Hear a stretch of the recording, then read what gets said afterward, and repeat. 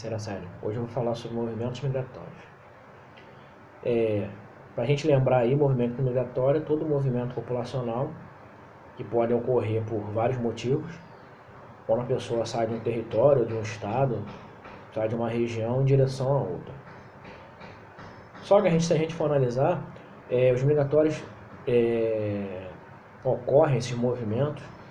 Se a gente for puxar o lado histórico deles, se a gente for analisar, a gente pode até dizer que começou lá no início das grandes navegações, onde os povos da Península Ibérica, ou os ingleses e tudo mais, eles buscavam outros continentes na forma de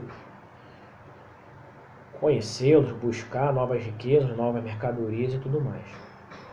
Só que se a gente for analisar e pensar direitinho, desde a era cristã, ou desde antes de Cristo, nós tivemos vários movimentos de povos ou nações que buscavam território, como no caso dos judeus, dos próprios gregos,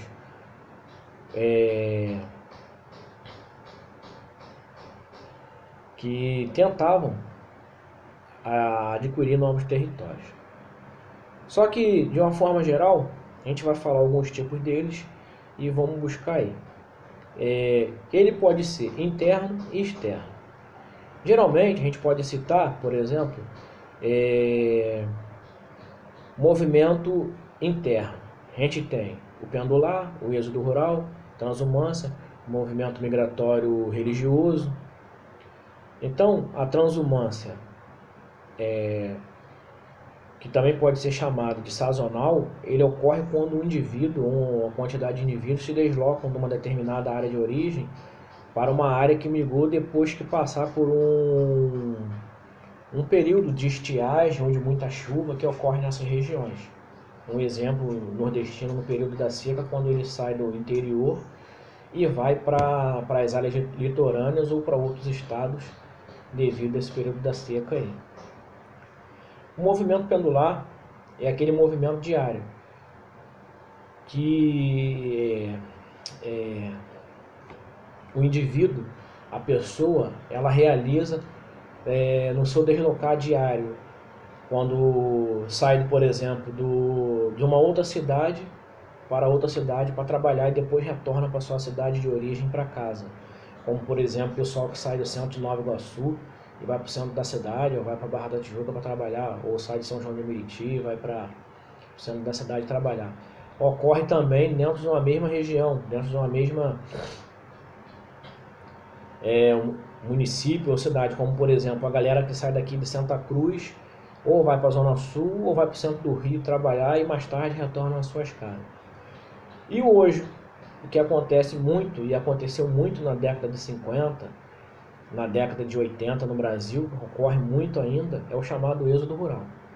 Além de ter o êxodo rural, tem o êxodo urbano. Só que o êxodo urbano, o movimento é muito pequeno em relação ao rural.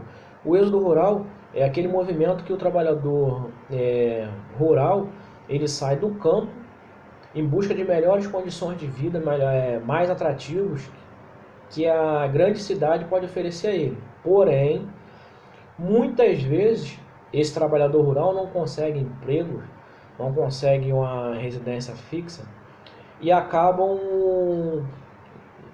não tendo oportunidade de trabalho, muitas vezes não tem como retornar para a cidade dele, acabam ficando na rua, ou acaba aumentando e ocasionando um chamado processo de favelização, como foi muito forte no Rio de Janeiro anos atrás.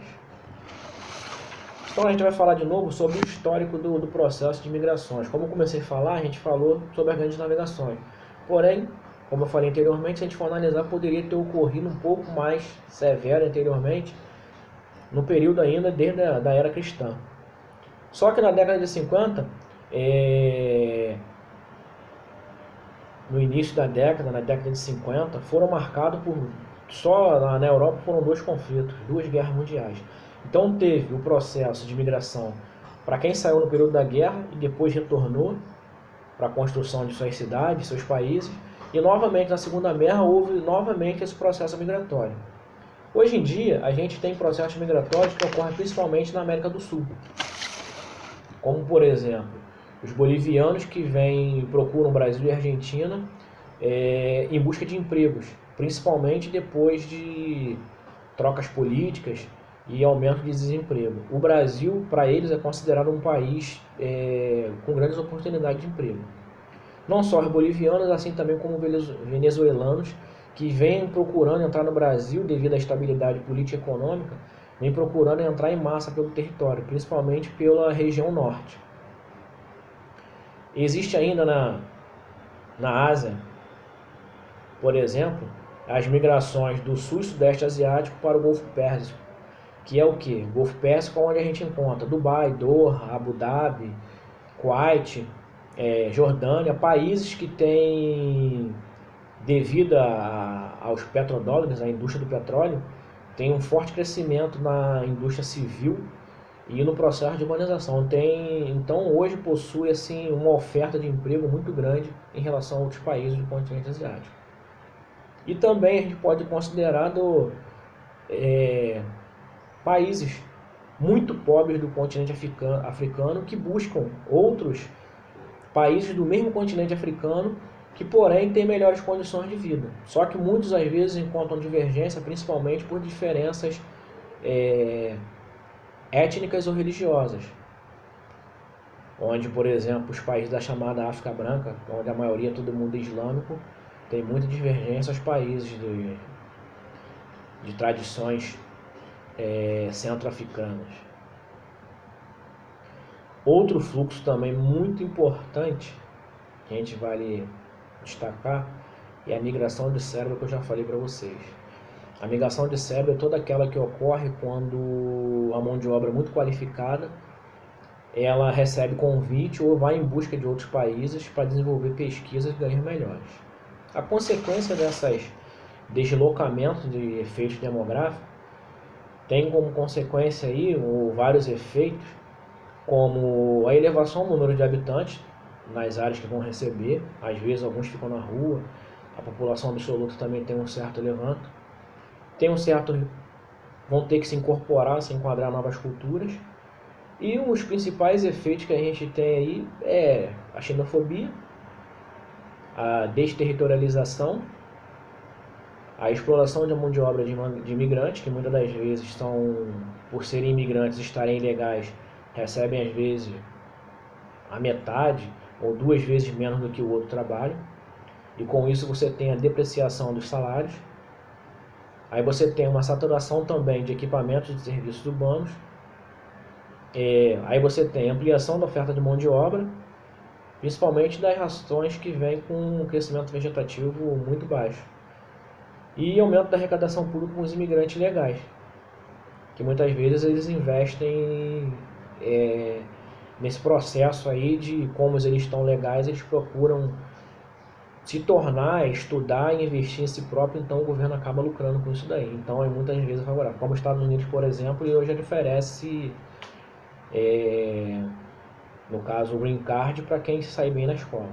Dentre essas principais áreas de tensão de migração internacional, a gente tem a fronteira do México com os Estados Unidos, o Canal da Flórida, o Mar Mediterrâneo e o Muro de Evros, que fica entre a Turquia e a Grécia. Então, galera, o que eu tinha para falar para vocês era esses movimentos migratórios mundiais. No próximo encontro a gente vai falar sobre movimentos migratórios no Brasil. Fiquem com Deus. Um abraço.